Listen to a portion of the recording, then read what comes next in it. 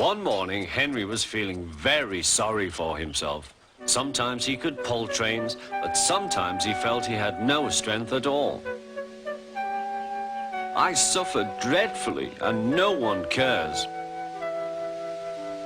Rubbish, Henry, snorted James. You don't work hard enough.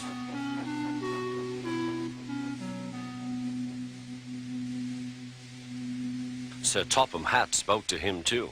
What's wrong with you, Henry? You have had lots of new parts and new paint too, but they've done you no good.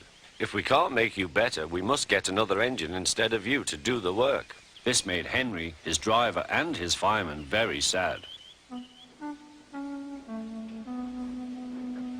Sir Topham Hatt was waiting when Henry came to the platform. He had taken off his hat and coat and put on overalls.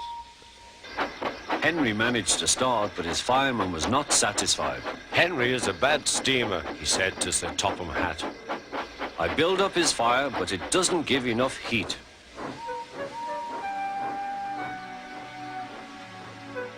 Henry tried very hard, but it was no good.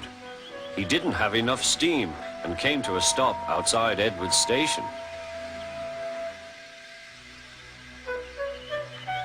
Oh dear, thought Henry, I shall have to go away. Oh dear, oh dear. All he could do was to go slowly onto a siding, and Edward took charge of the train.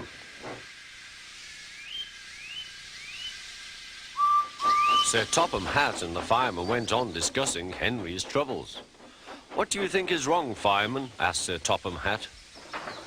Excuse me, sir, he answered, but the fact is the coal is wrong. We've had a poor lot lately, and today it's worse. The other engines can manage, they have big fireboxes. Henry's is small and can't make the heat. With Welsh coal, he'd be a different engine. It's expensive, said Sir Topham Hatt, but Henry must have a fair chance. James shall go and fetch some.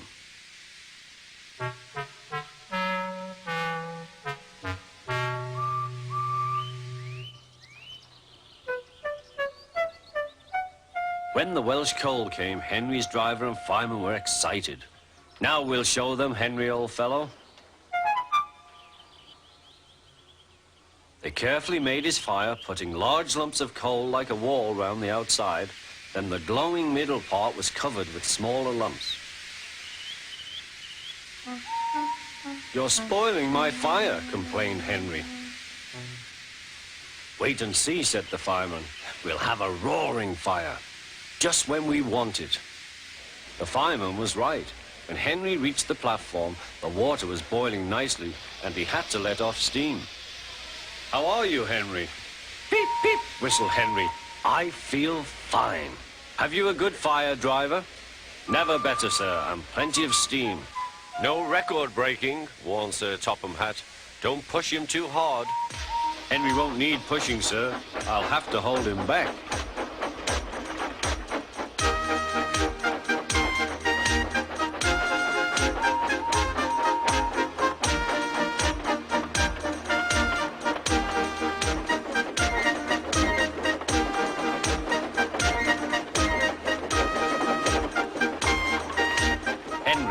Lovely day. He had never felt so well in his life. He wanted to go fast, but his driver wouldn't let him. Steady, old fellow, he would say. There's plenty of time. They arrived early at the station. Thomas puffed in. Where have you been, lazybones? Asked Henry. Oh, I can't wait for dawdling tank engines like you. Goodbye.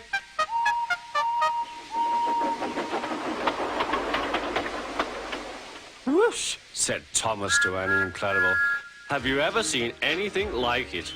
Both Annie and Clarabel agreed that they never had.